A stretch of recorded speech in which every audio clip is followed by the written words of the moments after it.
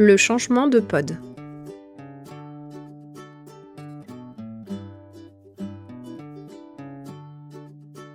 Avant de changer son pod, il est nécessaire de bien nettoyer l'espace utilisé, ainsi que ses mains pour éviter tout risque d'infection.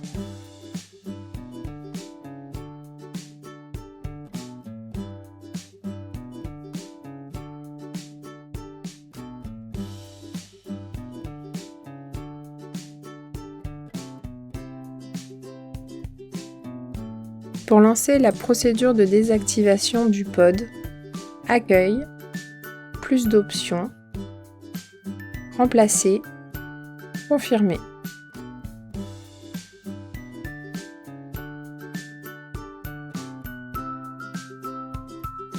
Le pod est désactivé, suite. Décoller le pod,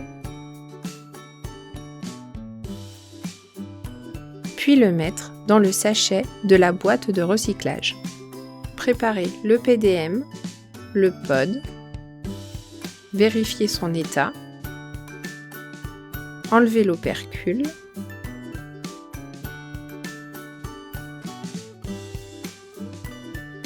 retirer le pod, vérifier son intégrité, prendre la seringue et l'aiguille pour ensuite les reconstituer. Faire 3 allers-retours avec le piston.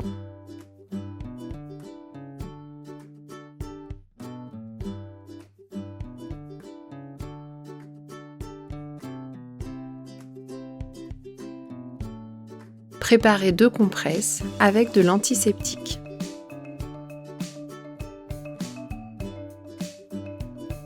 Nettoyer l'embout du stylo ou du flacon d'insuline à l'aide d'une des 2 compresses.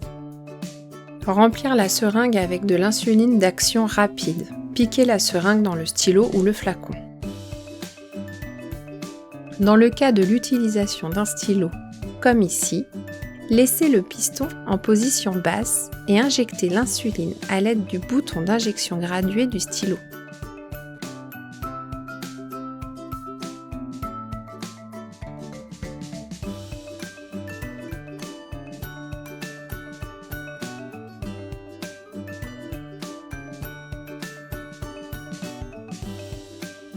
Chassez les bulles d'air comme ceci. En effet, la présence de bulles d'air dans le pod empêche son bon fonctionnement et peut entraîner des hyperglycémies. Remplir le pod avec la seringue dans l'orifice indiqué par la flèche.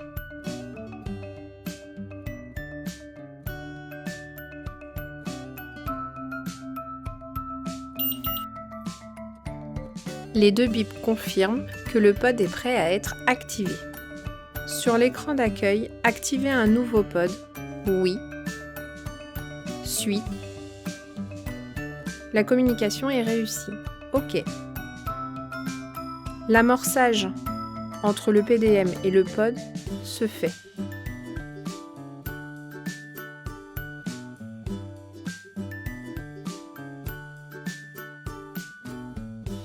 Nettoyez à l'aide de la seconde compresse la peau de la zone choisie pour la pose du pod, en faisant des cercles de l'intérieur vers l'extérieur. Ne plus toucher à la zone.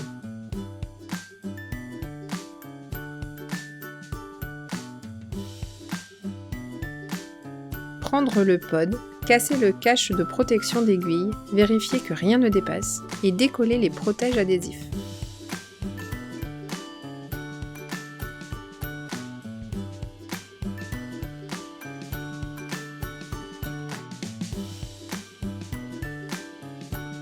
Coller le pod et faire le tour de celui-ci avec l'index. Le témoin d'insertion de l'aiguille n'est pas dans la fenêtre. Continuons l'activation du pod. Suite. Démarrer.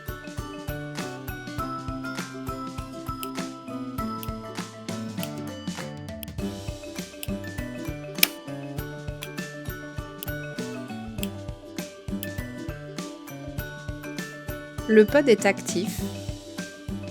On vérifie le témoin rose dans la fenêtre. La canule est-elle bien introduite? Oui. Le changement est terminé et la basale est active.